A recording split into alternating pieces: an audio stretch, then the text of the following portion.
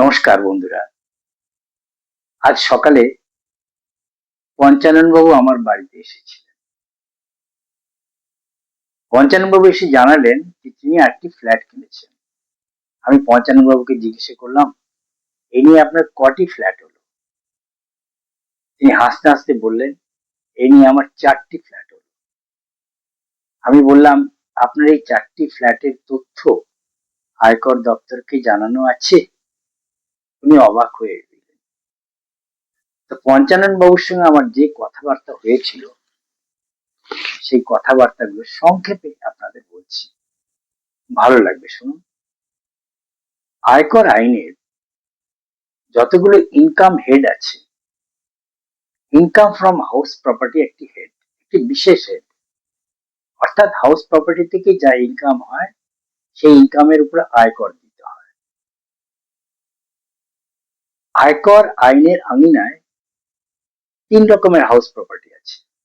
একটি self occupied property, স্ব অধিকৃত বাড়ি বা নিজস্ব বসত বাড়ি, যেটাতে আপনি থাকেন। আরেকটি হচ্ছে আপনার বাড়ি, আপনি ভাড়া দিয়েছেন, লেট আউট প্রপার্টি। আরেকটি হচ্ছে ডিমড লেট আউট প্রপার্টি। এটা একটু অবাক লাগবে আপনাদের কাছে। ডিমড লেট আউট প্রপার্টি হচ্ছে আয়কর আইনে দুটোর বেশি যদি কারো বাড়ি থাকে, দুটোর বেশি যদি কারো বাড়ি থাকে, সেই বাড়ি আপনি ভাড়া দিলেন কি না দিলেন কোনো ম্যাটার করে না, কোনো বিষয় নয়। ওই বাড়িগুলোকে ডিমড লেট আউট বাড়ি বলে ধরে নেওয়া হবে। অর্থাৎ আপনি ভাড়া পাচ্ছেন ধরে নেওয়া হবে এবং সেইভাবে আয়কর নির্ধারণ করা হবে।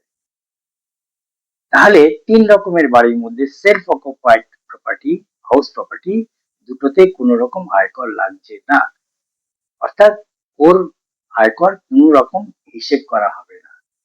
এবার আসুন লেট আউট প্রপার্টি এবং ডিমড লেট আউট প্রপার্টি আয়কর নির্ধারণ করতে গেলে এই প্রপার্টি থেকে কতটা আয় হচ্ছে আপনাকে আগে বার করতে হবে।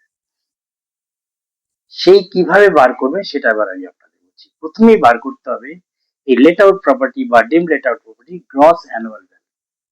গ্রস অ্যানুয়াল ভ্যালুটা কি জিনিস? মিউনিসিপাল অথরিটি আপনার বাড়ির একটা ভ্যালুয়েশন করে, ট্যাক্স আদায় করে। সেই ভ্যালুয়েশনটা আপনি মনে করুন 500 টাকা। ঠিক আছে? এবার এই বাড়িটা সিমিলার অঞ্চলে সিমিলার বাড়ি যদি কত ভাড়া পেতে পারতেন, ফেয়ার রেন্ট যেটাকে আমরা বলি, ফেয়ার রেন্ট কত হতে পারে আপনাকে জানতে হবে। মনে করুন ফেয়ার রেন্ট 600 টাকা। তাহলে 500 আর 600 টাকার মধ্যে যেটা বেশি, ফেয়ার রেন্টটা বেশি, ফেয়ার রেন্ট। এরপরে আসুন রেন্ট কন্ট্রোল অ্যাক্ট অনুযায়ী স্ট্যান্ডার্ড রেন্ট আছে, সেই স্ট্যান্ডার্ড রেন্টটা আপনি জানুন। সেই স্ট্যান্ডার্ড রেন্টটা যাই হোক না কেন, সেটাকে কিন্তু এই দুটো অ্যামাউন্ট কখনোই ছাড়িয়ে যেতে পারবে না। অর্থাৎ স্ট্যান্ডার্ড রেন্টটা ধরুন আপনার 700 টাকা। ঠিক আছে? তাহলে আপনার এখানে গ্রস অ্যানুয়াল ভ্যালু আমি ধরে নেব 600 টাকা। এবার নেক্সট স্টেপ হচ্ছে আপনি বাড়িটা ভাড়া দিয়ে অ্যাকচুয়াল কত রেন্ট পাচ্ছেন যদি ভাড়া দিয়ে থাকেন, সেটা মনে করুন 1000 টাকা। তাহলে এই 1000 টাকায় যেটা বেশি, অর্থাৎ এই তিনটের মধ্যে যেটা বেশি, সেটাই হবে আপনার গ্রস অ্যানুয়াল ভ্যালু। তাহলে আপনার গ্রস অ্যানুয়াল ভ্যালু এখানে হলো 1000 টাকা। এবার প্রপার্টি থাকলে মিউনিসিপ্যালিটি ট্যাক্স দিতে হয়। মিউনিসিপ্যাল ট্যাক্স আপনি ছাড় পাবেন। মিউনিসিপ্যাল ট্যাক্স তখনই ছাড় পাবেন যদি আপনি সেই অর্থ বছরে পেমেন্ট করে থাকেন। পেমেন্ট না করলে কিন্তু ছাড় পাবেন না। মনে করুন মিউনিসিপ্যাল ট্যাক্স 200 টাকা দিয়েছে, তাহলে আপনার 1000 টাকা থেকে 200 টাকা ছাড় পেয়ে গেলেন, আপনার রইল 800 টাকা। এই 800 টাকা আপনার হলো net annual value. Net annual value. এবার আপনার বাড়ি থাকলে কি হয়, মেনটেনেন্স, রিপেয়ার এটসেট্রা এটসেট্রা থাকে। তার জন্য সেটাকে মাথায় রেখে তার জন্য আপনাকে 30% of the net annual value ছাড় দেওয়া হবে। সেটাকে বলা হয় স্ট্যান্ডার্ড ডিডাকশন।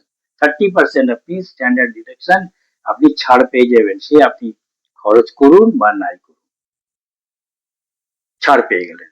এবার সাধারণত বাড়ি কেনার সময় বা বাড়ি তৈরি করার সময় আমরা হাউস বিল্ডিং লোন নিয়ে থাকি। হাউস বিল্ডিং লোন যে ইন্টারেস্ট হয় সেটা ছাড় পাওয়া যায়। এখন একটা জিনিস মাথায় রাখতে হবে, এখন আমরা যে ইনকাম ট্যাক্স ক্যালকুলেশন করি দুটো প্রথায় করি। একটা ওল্ড রিজিম, একটা নিউ রিজিম, একটা পুরাতন পন্থায়, একটা নতুন পন্থায়। পুরাতন পন্থায় সেলফ অকুপাইড প্রপার্টির ক্ষেত্রে house building loan interest 2 lakh টাকা অব্দি আপনি ছাড় পাবেন, এবং সেইটা ছাড় নিতে গিয়ে যদি আপনার কোনো লস হয়ে যায়, সেই লসটা সেট আপ করতে পারবেন অন্য ইনকামের সাথে, বা ক্যারি ফরওয়ার্ড করতে পারবেন। আর লেট আউট প্রপার্টির ক্ষেত্রে কোনো ঊর্ধ্বসীমা ছাড়াই আপনি হাউস বিল্ডিং লোন ইন্টারেস্ট ছাড় পাবেন, এবং কনস্ট্রাকশন পিরিয়ডে যে ইন্টারেস্ট অ্যাক্রু করে সেটা আফটার কমপ্লিশন আপনি 5টি ইনস্টলমেন্টে ছাড় নিয়ে নিতে পারবেন। এটা গেল ওল্ড রিজিমের কথা বললাম। এবার নিউ রিজিমে কিন্তু সেলফ অকুপাইড প্রপার্টির ক্ষেত্রে কোনো রকম ইন্টারেস্ট ছাড় পাবেন না, কিন্তু লেট আউট প্রপার্টির ক্ষেত্রে আপনি পুরাতন নিয়ম অনুযায়ী কোন ঊর্ধ্বসীমা ছাড়াই হাউস বিল্ডিং লোনের ইন্টারেস্ট ছাড় পাবেন, যদিও কোনো লস সেট আপ করতে পারবেন না বা ক্যারি ফরওয়ার্ড করতে পারবেন না, কিন্তু কোনো ঊর্ধ্বসীমা ছাড়াই নতুন রিজিমে ছাড় পাবেন লেট আউট প্রপার্টির ক্ষেত্রে। পুরাতন রিজিমেও পেতেন, নতুন রিজিমেও পাবেন। পুরাতন রিজিমে হাউস আপনার সেলফ অকুপাইড প্রপার্টিতে পেতেন, কিন্তু নিউ রিজিমে আপনি সেলফ অকুপাইড প্রপার্টিতে কোনো হাউস বিল্ডিং লোনের ইন্টারেস্ট ছাড় পাবেন না। এইভাবে আপনি আপনার লেট আউট প্রপার্টি ইনকাম নির্ধারণ করবেন। নির্ধারণ করার পরে আপনাকে এই নির্ধারণ করা আয়ের উপরে আপনাকে আয়কর দিতে হবে। সুতরাং যাদের হাউস প্রপার্টি আছে, যারা বাড়ি ভাড়া দিয়ে থাকেন, যাদের দুটোর বেশি প্রপার্টি আছে হাউস প্রপার্টি, তারা অবশ্যই এই নিয়মগুলো মেনে চলবেন এবং নিয়ম মাফিক ওই হাউস প্রপার্টি থেকে কত ইনকাম হচ্ছে নির্ধারণ করবেন, নির্ধারণ করে আয়কর দিয়ে দেবেন।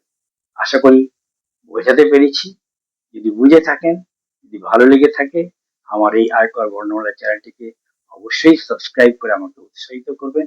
আমি খুব শিগগিরই আরেকটি এপিসোড নিয়ে আমি আপনাদের কাছে উপস্থিত হব।